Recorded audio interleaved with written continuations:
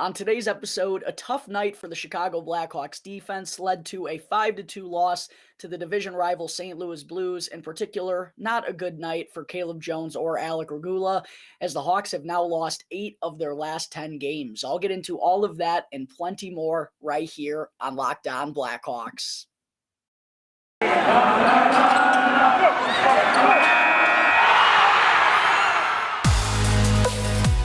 You're Locked On Blackhawks, your daily podcast on the Chicago Blackhawks. Part of the Locked On Podcast Network, your team every day.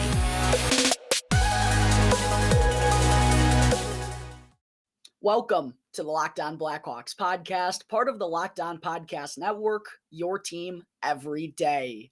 Today is Thursday, November 17th. I'm your host, Jack Bushman.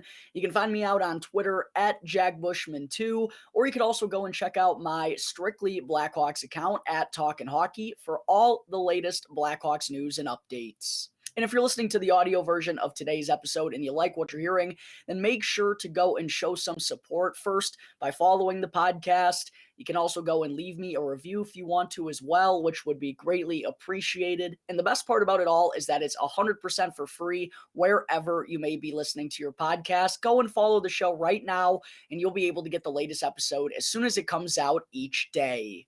And if you haven't done so already, make sure to go and watch the video version of today's episode on YouTube. Each and every episode moving forward, folks, is going to have a video uploaded to YouTube as well. So if you haven't done so yet, make sure to go and check that out. And also go and subscribe to Locked On Blackhawks on YouTube. It's free. It only takes 2 seconds, and it will really help me out tremendously. I would greatly appreciate that as well. Be sure to go and smash the like button on this video and go and ring the bell. Turn on those push notifications too, and that way you can get notified when the episode gets uploaded to YouTube every day. All right, enough of that. Good afternoon, everyone. Thank you all for joining me on another episode of Locked On Blackhawks, your one-stop shop for all things Chicago Blackhawks. Thank you all for making the show your first listen here to start off your day. Last night, the Chicago Blackhawks were back in action at the United Center once again for the first matchup this season against the hated division rival St. Louis Blues, although to be honest, I don't love saying this as a Blackhawks fan, but it really hasn't been a rivalry since St. Louis knocked the Blackhawks out of the playoffs in the first round of 2016. Really, the Blackhawks haven't found any success at all against the Blues in the last 5-6 years. It's been very frustrating. And that kind of happened again last night. In the preview episode leading up to this matchup, I talked about how, the Blackhawks, anyone see that fuzz just kind of dancing around there? Caught my eye. Anyways, heading into this episode or into this game, I talked about how, the Blackhawks had kind of been struggling as of late. The Blues went through that, notable 8-game losing skid, but since had rattled off 3 impressive victories in a row, looking to make it 4 in a row against the Blackhawks.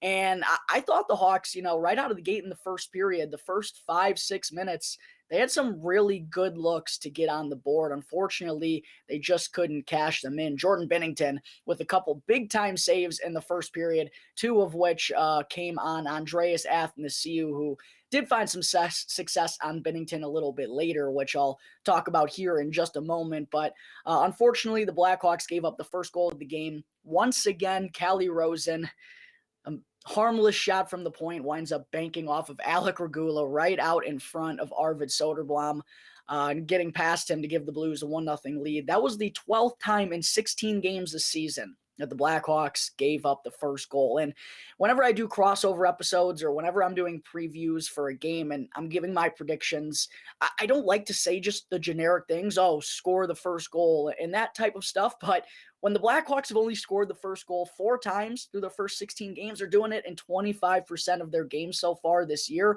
I think that really has to be something they focus on, because while they did have success playing from behind early on in the season and had a lot of comeback victories, I think we all know this isn't a team that's, meant to that's not built to have long-term success that way. If anything, the Blackhawks were overachieving in those first 6, 7, 8 games of the season.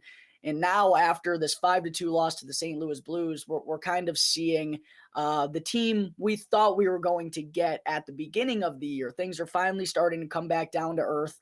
Some Blackhawks fans out there, if you were worried about this Blackhawks team being too good, I don't think you're going to have too many issues about that moving forward. I still don't think they're going to be the worst team in the NHL, but they're definitely not as good as some people were thinking they were going to be after that 4-2-0 start. But yeah, definitely need to work on scoring the first goal.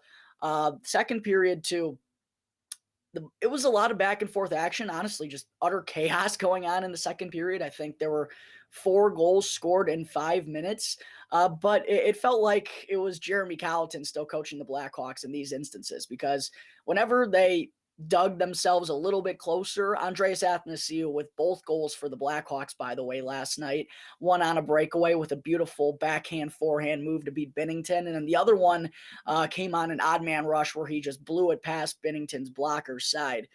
But every time the Blackhawks scored a goal, every time Andreas Athanasiou scored a goal, one step back, one step forward, another step back, I should say. I think the real difference maker was that shorthanded goal that Ryan O'Reilly scored, an irresponsible pass by Patrick Kane in the offensive zone, gives the Blues an odd man rush going the other way, and giving up shorties has been an issue for the Blackhawks in the past couple of weeks. That one really changed the tides. The Blackhawks had a chance to tie up the game, and they wound up going back down by 2 again. So that was kind of the killer. The Blackhawks, every time they took a step forward in the second period, the Blues answered right back to regain that lead. And then in the third, it was kind of all said and done at that point. Blackhawks weren't getting much going on in the third period, and they lose for the 8th time in their last 10 games. Before I kind of get into some of the things that I believe are some of the players, some of the particular things that cost the Blackhawks last night, not just, sloppiness in the second period, I do want to talk about a few positives. Got to mention Andreas Athanasiou, folks, because it's evident each and every game, whether it's on the top line with Patrick Kane and Max Domi like he was to start the year. Now he's been moved down on the second line with Taves and Taylor Radish. He gets his scoring opportunities night in and night out. And I actually have a tweet pulled up here that Mark Lazarus of The Athletic brought to my attention earlier. And of course, right when I want to go pull it up, it goes away. I found it here. So Jack Hughes currently leads the NHL in scoring chances off the rush, or shots off the rush, I believe. Jack Hughes leads the NHL with 17. Andreas Athanasiou is tied for third with 15. So in transition, Andreas Athanasiou is utilizing his speed, doing what we know he does best, separating himself from defensemen, finding open space, and giving himself looks. Last night, he was able to convert on them in the second period. 2 goals, now gives him 5 on the season. He really could have had 3 or 4 last night, honestly. He was probably the best Blackhawk, I thought, at least from my vantage point at the game. But yeah, Andreas Athanasiou, we're through 16 games now, right? Yeah, 16 games now. He's basically getting one good quality look in transition every game. And, those are some of the best numbers in the entire NHL. It's just about what is he going to do with those. Kind of been the story throughout his career thus far. We know that speed, those wheels are going to give him opportunities. It's just whether or not he can bury them. It's been kind of hit or miss so far this year, but hopefully that big performance last night can keep him going, because undoubtedly the Blackhawks are going to be trying to trade him at this year's deadline. And if he can continue to capitalize on those opportunities, the Blackhawks might be able to fully maximize on a return for Andreas Athanasiou when the time comes. So big night for Andreas Athanasiou last night against the Blues, which was great to see. Unfortunately, the rest of the Hawks offense didn't do a whole lot beside him. But that second line of he, Jonathan Taves, and Taylor Radish were really good. Taylor Radish could have had 2 or 3 goals last night. Jonathan Taves could have had a couple as well. They were really good, and I definitely think Luke Richardson should keep that trio together moving forward. They've been producing in these past 2 games, or they've been getting their looks at least. Taylor Radish, I don't know what happened to him last night. Like it felt like he made every wrong decision. Whenever he got a scoring look, there was a 2-on-0 in front where he just tried to make the extra pass to Jonathan Taves. a little bit unnecessary. Simplify the game. Good things are going to come, Taylor Radish. You've been getting looks. That line's been moving the puck well, getting opportunities off the cycle in the offensive zone, and hopefully more finished product will be coming here in these next few games. The Blackhawks could really use it with only 9 goals in 7 games so far here in the month of November. All right, Blackhawks fans, there is kind of my quick rundown of the Hawks' 5-2 loss to the St. Louis Blues last night. Coming up in just a moment, I will touch on some of the more negative takeaways that I had from this contest. But first, I do need to talk to you all real quick about Built Bar, which is the protein bar that tastes just like a candy bar. And there are some new amazing flavors out right now. Built's got cookie dough topper, coconut brownie bar, coconut brownie topper, on top of all their amazing holiday flavors that they have coming in right now. They have a white chocolate peppermint granola bar, which is Built's take on a granola bar. It's a little bit more filling, but still incredibly tasty like all the rest of the bars. They also got candy cane brownie coming in, and that's a Built Bar Puff. And let me tell you, folks, if you haven't had a Built Puff yet, then you're seriously missing out on one of life's greatest joys. And they're incredibly healthy for you. They have 17 grams of protein in each and every bar. Despite being made out of 100% chocolate, they only have 130 calories. What's not to like about Built Bar Puffs? They're seriously something you're not going to want to miss out on. Just sink your teeth into that first bite, and it's going to change your life forever. I'm not kidding. You're going to wonder how there was a time before your first Built Bar and the magical, wonderful time that comes afterwards. You're probably wondering which flavor of these is my favorite. It's honestly hard for me to choose. The cookie dough is always my personal preference. There was a lemon almond cheesecake bar that I just couldn't stop eating every day. My girlfriend regularly takes these on the go in the morning. Any flavor, I'm all in. And you got to be sure to go and take advantage of Built's incredible deal right now. They're offering 15% off your first order when you use the code LOCKEDON15 at Built.com. Once again, you can get 15% off your order right now by using the code LOCKEDON15 at Built.com. All right, we're back here on the Locked On Blackhawks podcast, segment 2, getting into some of the more negative takeaways that I had from last night's game, and there were a hefty amount of them. One of them that stuck out to me is Max Domi's incompetence with the puck on his stick in the offensive zone sometimes. And I thought he looked good in the first 6, 7, 8 games. He and Kaner obviously had established some chemistry, but I think it's starting to become more and more abundantly clear that Max Domi's just a little bit in over his head playing on the top line with Patrick Kane. And this isn't a knock on Max Domi. I kind of made it sound rude when I said his incompetent play with the puck. I should more so phrase it as he's just not the type of player that should be playing with Patrick Kane. And I know the Blackhawks don't have many options right now. That's the roster that Kyle Davidson gave Luke Richardson going into this season. There's not a lot of options. But from what we've seen basically here in the start of November, since the Blackhawks offense has really been struggling, Max Domi just hasn't been making the right plays in the offensive zone. He passes whenever he should shoot. When he does shoot, he misses the net. I mean, Max Domi, other than the Blackhawks' second line of Athanasiou, Taves, and Radish, Max Domi probably had the most scoring chances for the Blackhawks last night. And just regularly, he didn't make the correct play. And it's frustrating when, you have a talent out there like Patrick Kane, who, he plays with the puck a lot. And when he sets you up, you got to be looking to shoot it. You got to be aggressive. You can't be hesitant and in between deciding what you're going to do. Your mind has to already be made up. And it feels like Max Domi is just so hesitant whenever he has the puck on his stick in the offensive zone. A couple times last night, it was just really frustrating because the Blackhawks had something going on, and then all of a sudden, nothing happened. And I think it was Mario Tirabassi from CHGO Blackhawks kind of pointed this out. It's happened a few times in the last couple of games where Domi makes a really nice move around a defender. The Blackhawks have something going, like a 3-on-2 in transition in their own zone, and then it all just kind of falls apart. He's able to do the first thing right, but he's not able to do the second. And it's just more so obvious now that Max Domi, he's not a top line player, and it feels like his inability to be that type of player is slowing down Patrick Kane right now, because Kane has not been doing a whole lot here recently either.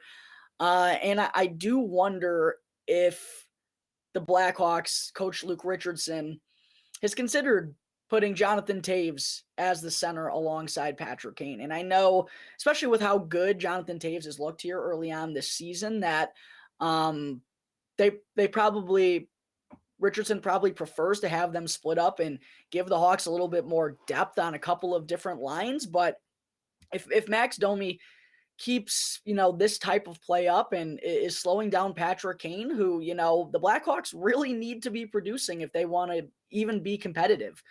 Kaner needs to do more, and he's been way too quiet in his last 5 or 6 games, especially in the goal scoring category. Like, Patrick Kane hasn't had a lot of good looks himself because I feel like his line mates really aren't setting him up too often.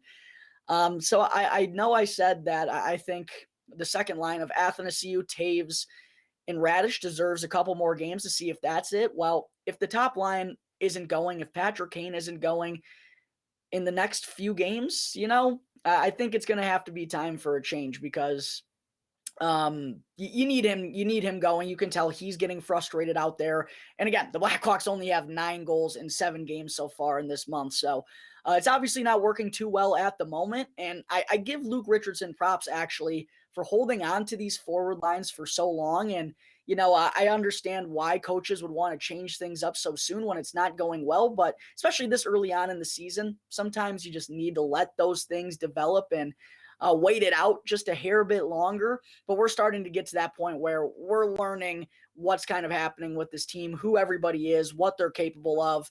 And I just think if Max Domi's not able to kind of help that top line produce more in these next few games, I think Coach Luke Richardson might have to at least try out Patrick Kane and Jonathan Toews on the top line.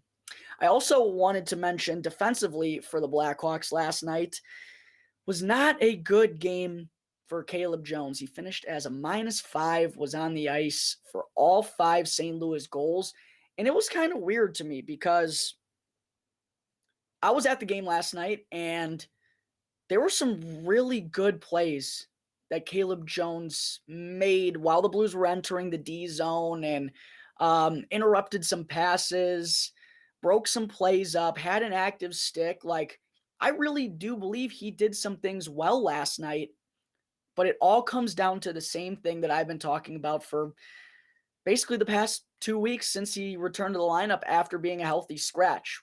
It's all about the consistency. And it feels like every other shift, there's no telling what Caleb Jones is going to do on that shift. There are times where he looks like he should be an NHL lock. And then there are times where he looks like he's still an AHLer, hasn't fully developed. And last night there were just more of those moments than there were positives. And it's tough because, again, I thought he didn't have a horrendous game, but the lows were really low. He got torched by Barbashev in a huge goal to really take the Blackhawks out of it. The Pitlick goal, him and Regula were both kind of out of sorts there.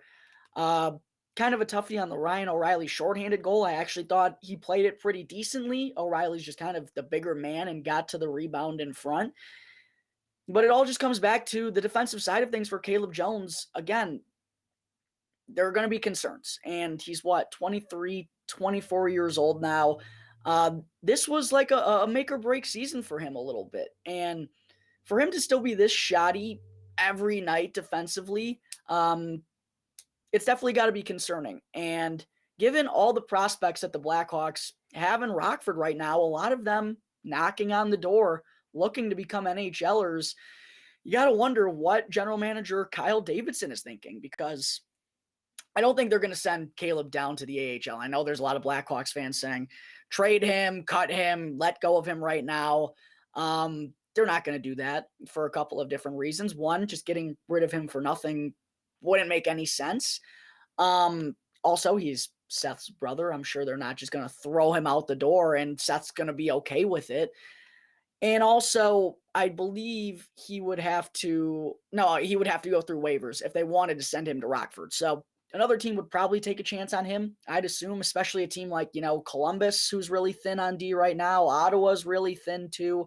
And you don't want to just give up guys for nothing. That's bad business. I don't care how much you hate Caleb Jones. That's bad business.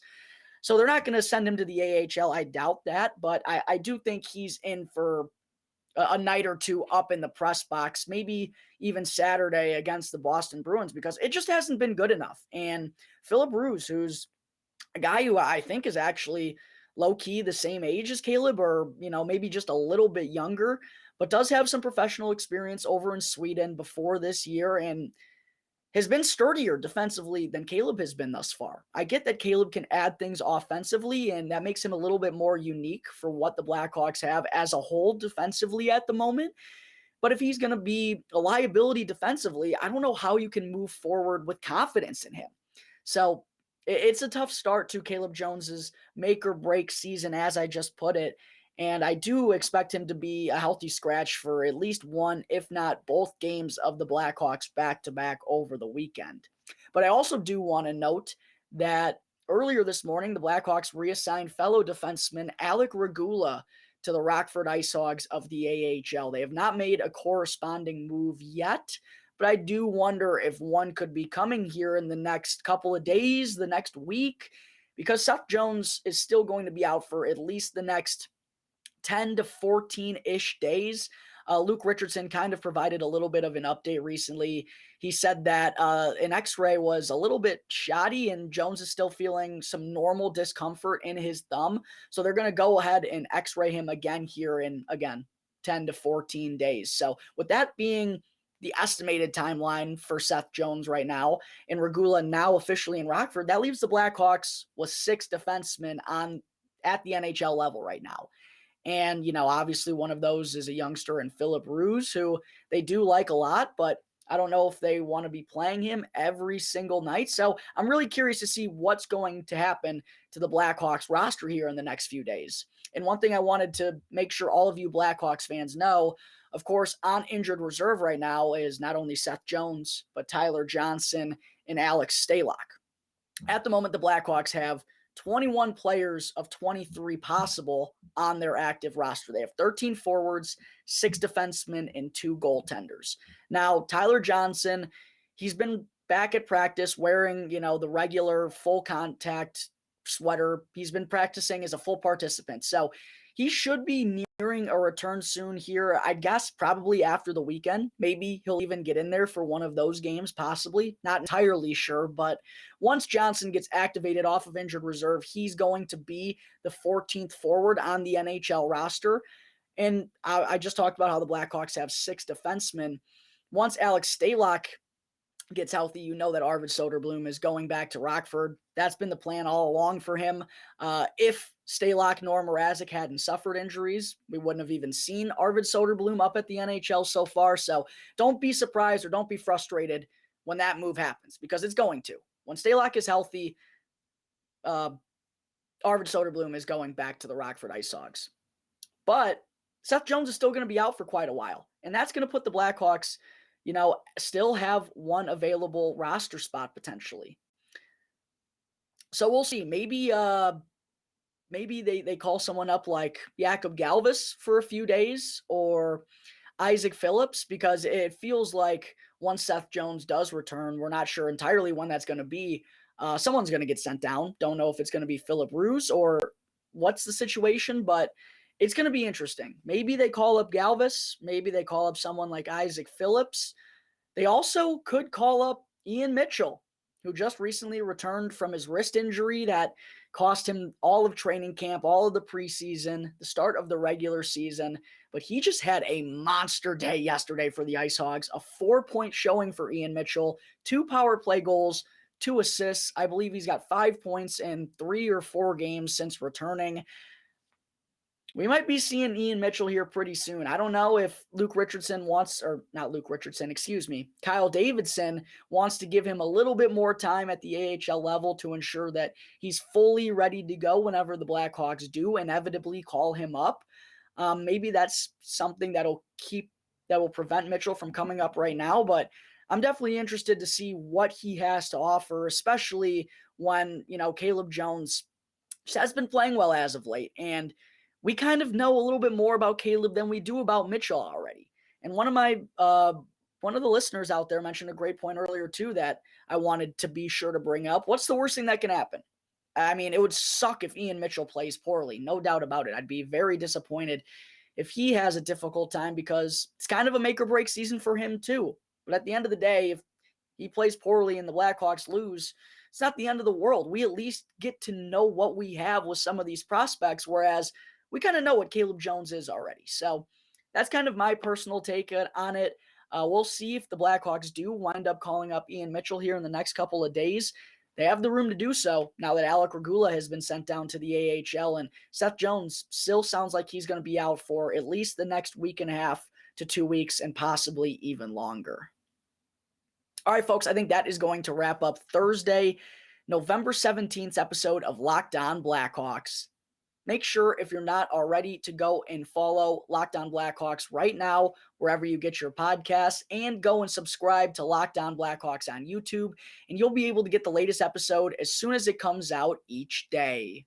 Thank you all again for making the show your first listen here to start off your day. Now, for your second listen, make sure to go and check out Locked On Sports Today, the biggest stories in sports with insight and game recaps that only Locked On can provide. It's free and available on this app, on YouTube, wherever you get your podcasts. Make sure to go and check out Locked On Sports Today. Once again, from Jack Bushman of Locked On Blackhawks, thank you all again for tuning into today's episode, part of the Locked On Podcast Network, your team every day.